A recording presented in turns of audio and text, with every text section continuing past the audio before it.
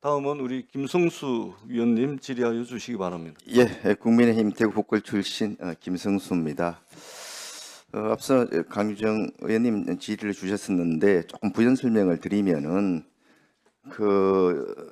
만진원의 윤석열자 관련해 가지고는 당초에 문체부의 후원 승인을 승인할 때 후원 명령 사용 승인할 때 정치적인 소재에 대해서는 일단은 수상 대상에서 배제한다 그렇게 결재를 받았고 약속을 했었는데 그 부분을 위배했기 때문에 조치가 취해졌던 거고요.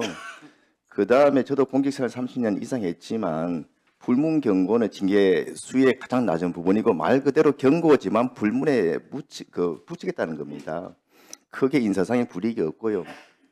특히 정무직 임용과 관련해서는 문제가 관계가 없다는 말씀을 드립니다. 질의에 들어가겠습니다. 장관님, 만리장성의 길이가 어떻게 되는지 아십니까? 정확하게 수치적으로 저는 잘 모르겠습니다. 네. 만리장성이 우리 한반도의 영토 위에까지 이렇게 설치가 됐었습니까? 네. 이 만리장성 말 그대로 중국 영토 내에서 주로 중국의 북쪽 지방에 있는 오랑캐를 막기 위해서 이렇게 설치가 됐던 그런 장성입니다. 그런데 지금 이 만리장성이 앞에 좀 보세요. 화면 앞으로.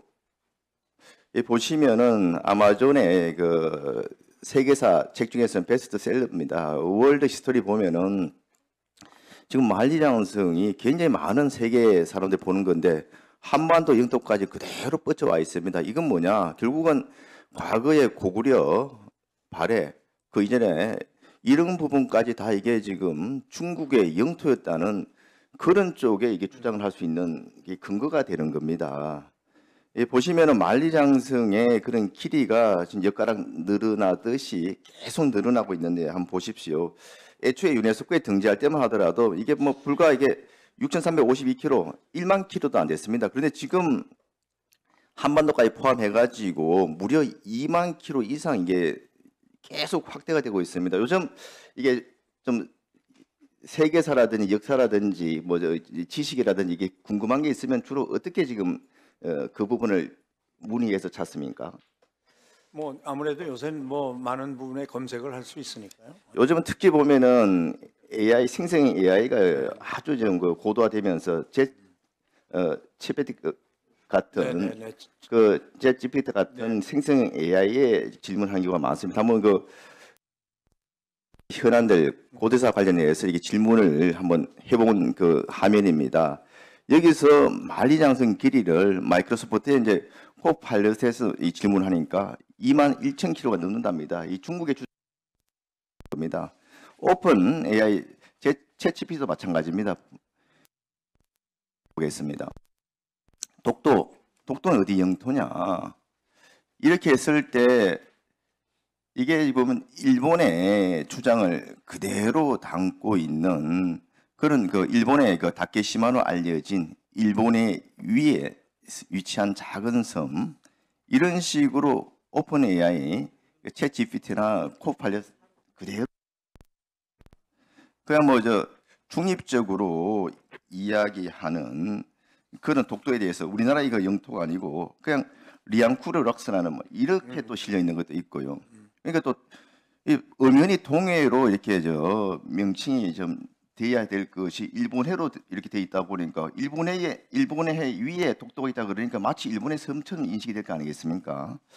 이런 부분에 대해서 어떤 대책을 세우고 있습니까?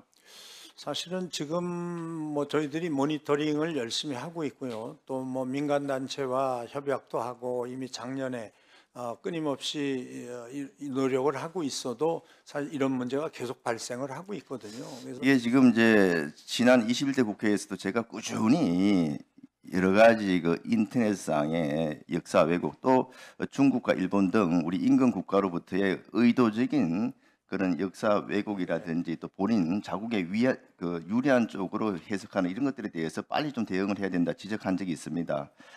당장 중국만 하더라도 지금 앞서 이제 만리장성뿐만 아니고 이 김치에 대해서도 그냥 파오차이를 해서 마치 자기들 것이냐 그렇게 했었고 이 우리 드라마 조선 구마사의 여러 가지 소품들 같은 경우에도 굉장히 이게 좀 의도가 다분한 그런 쪽으로 중국의 음식들을 그대로 그냥 나오도록 했고, 또 이게 게임 같은 경우에도 이게 저 황제라 칭하라 아이유가 이거 입은 한복을 마치 중국의 옷처럼 이렇게 이런 갈수록 그 외국의 한국사 외국에 대한 그런 그 뭐 수단 또 이런 것들이 굉장히 교모해지고 있는데 그에 대한 대응은 아주 여전히 좀 느슨하고 한가하다는 겁니다. 그래서 제가 이 정부에서 못하고 있는 일을 오히려 방크와 같은 민간 단체에서 굉장히 열심히 하고 있어서 너무 이제 보기가 좀 안 됐어서 지난 21대 국회 때 이 방크와 문체부뿐만 아니고 외교부 네. 등 관계 부처를 같이 불러가지고